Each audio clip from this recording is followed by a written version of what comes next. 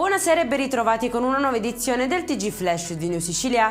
In apertura arresta ai domiciliari l'ex primario di chirurgia plastica del Policlinico di Messina, finito nei guai per aver preteso mazzette da alcune case farmaceutiche e aziende in cambio di facilitazioni nei rinnovi degli appalti.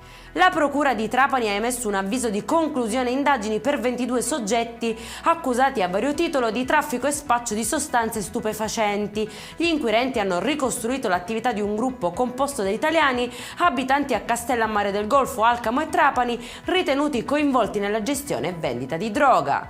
Resta rosso il livello di allerta sull'Etna dopo una nuova e potente fontana di lava dal cratere di nord-est. L'attività eruttiva è altalenante con fasi di forte intensità seguite da rallentamenti. Nonostante l'eruzione, però, l'aeroporto di Catania è al momento pienamente operativo.